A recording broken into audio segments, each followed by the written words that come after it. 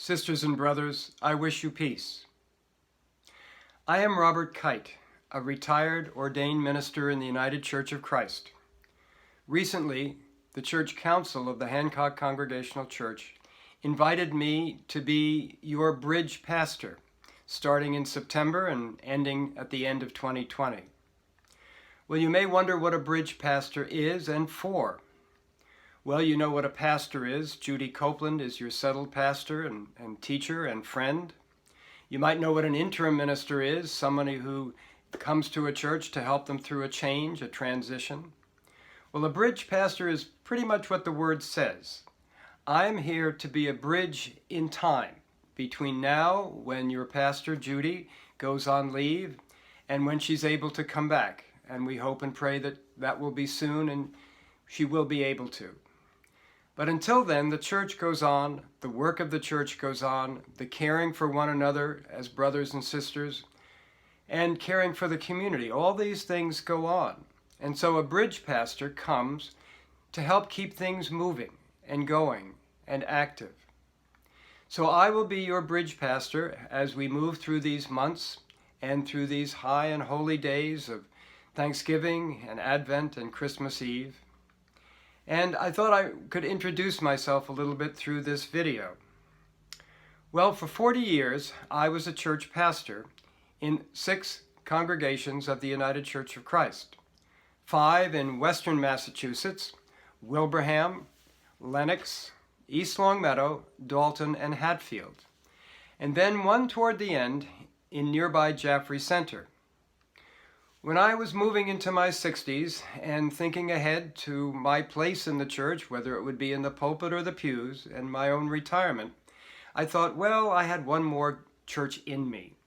So my wife, Steffi, and I looked around, and we went by the invitation of the people of First Church of Jaffrey Center to come and be with them. And we had almost 4 wonderful years there. They're a wonderful and caring church.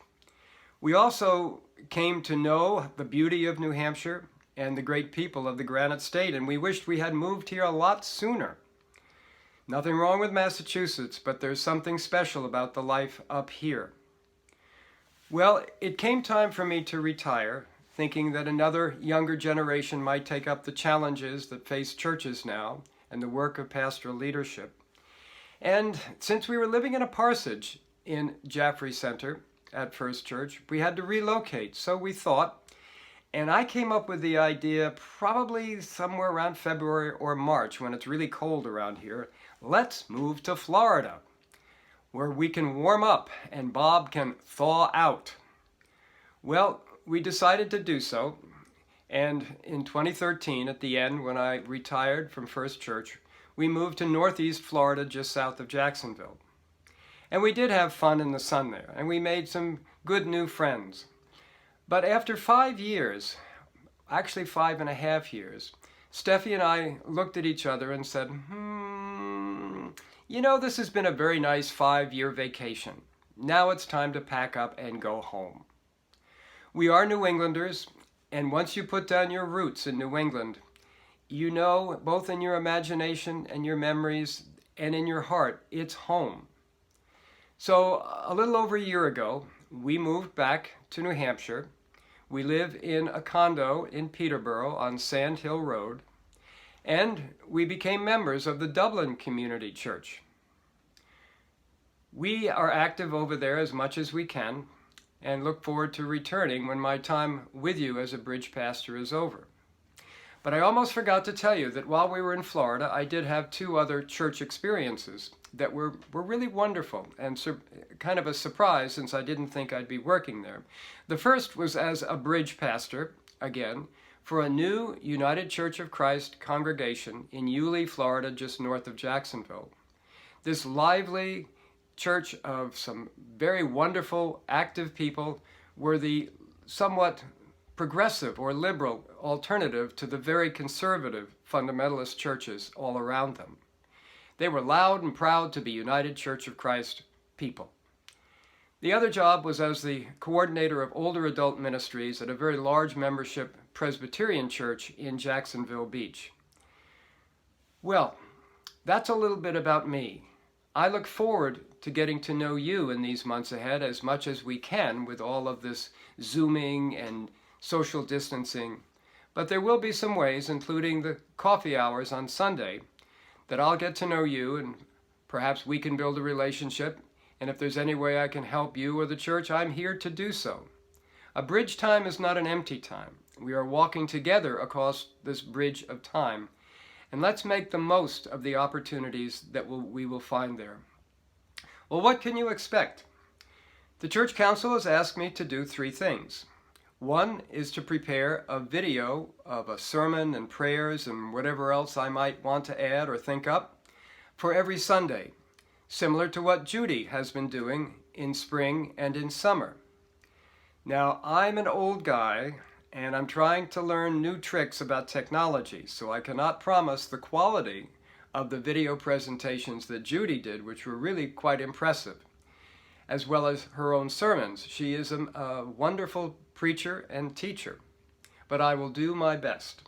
So those will happen each Sunday, and beginning next Sunday, October 4th.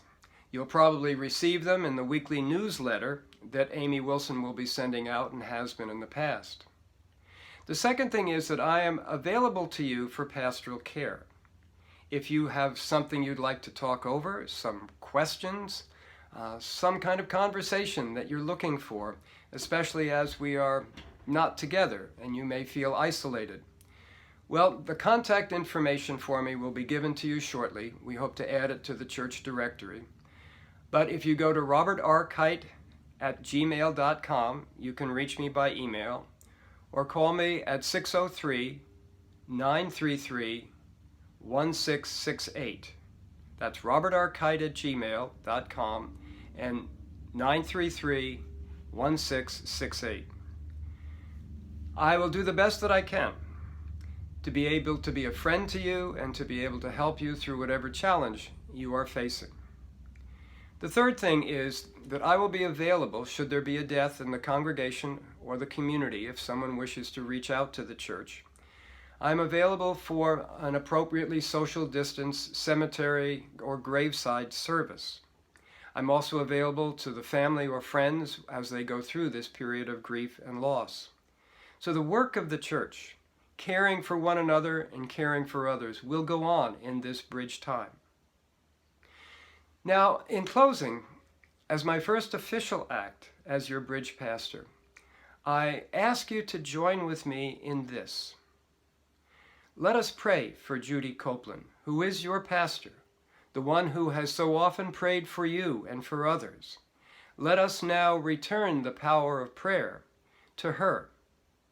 I know from personal experience how powerful and meaningful it can be when congregations pray for their pastors. Let us do that for Judy now, and hope and pray that there will be better days ahead, and hope and pray that God will be near to her, giving her comfort, patience, peace, and courage. Well, until the next time we Zoom, or you want to see one of the Sunday videos that I'll be making for you, I wish you well. I wish you peace. Thank you for listening to this, and bye-bye.